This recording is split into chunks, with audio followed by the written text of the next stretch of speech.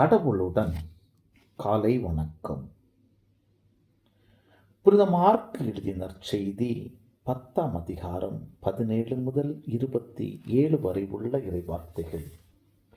அக்காலத்தில் இயேசு புறப்பட்டு சென்று கொண்டிருந்த போது வழியில் ஒருவர் அவரிடம் ஓடி வந்து முழந்தாள் படியிட்டு, நல்ல போதகரே, நிலைவாழ்வை உரிமையாக்கிக் கொள்ள நான் என்ன செய்ய வேண்டும் என்று அவரை கேட்டார். அதற்கு இயேசு அவரிடம், நான் நல்லவன் என ஏன் சொல்கிறீர்? கடவுள் ஒருவரை தவிர நல்லவர் எவருமில்லையே.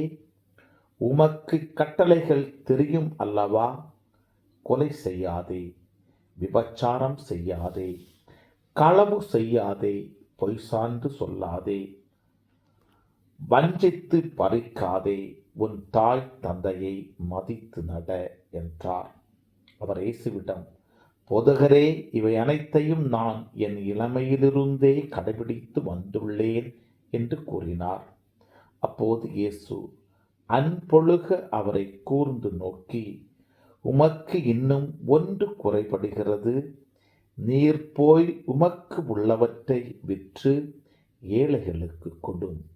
அப்போது விண்ணகத்தில் நீர் செல்வராய் இருப்பீர். பின் வந்து என்னை பின்பற்றும் என்று அவரிடம் கூறினார். இயேசு சொன்னதை கேட்டதும் அவர் முகம் வாடி வருத்தத்தோடு சென்று விட்டார். ஏனெனில் அவருக்கு ஏராளமான சொத்து இருந்தது. இயேசு சுற்றிலும் திரும்பி பார்த்து தம் சீடரிடம், செல்வர் இறையாட்சிக்கு உட்படுவது மிகவும் கடினம் என்றார். சீடர்கள் அவர் சொன்னதை கேட்டு திகைப்புக்கு உள்ளானார்கள். மீண்டும் இயேசு அவர்களை பார்த்து, பிள்ளைகளே, செல்வர்கள் இறையாட்சிக்கு உட்படுவது மிகவும் கடினம். அவர்கள் இறையாட்சிக்கு உட்படுவதை விட ஊசியின் காதில் ஒட்டகம் நுழைவது எளிது என்றார்.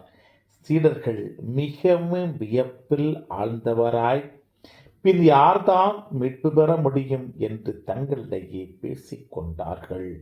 இயேசு அவர்களை கூர்ந்து நோக்கி, மனிதரால் இது இயலாது, ஆனால் கடவுளுக்கு அப்படி அல்ல. கடவுளால் எல்லாம் இயலும் என்றார். கிறிஸ்துவின் நற்செய்தி. இந்த நாள் இனிய நாளாக அமைய வாழ்த்துக்கள். பல பல பல புதுமைகள், பெருமைகள், இனிமைகள் இறங்கிய நல்ல நாள், ஒரு நல்ல நாள், நம் தேவன் தந்த நாள். இது நல்ல நாள், ஒரு நல்ல நாள், நம் தேவன்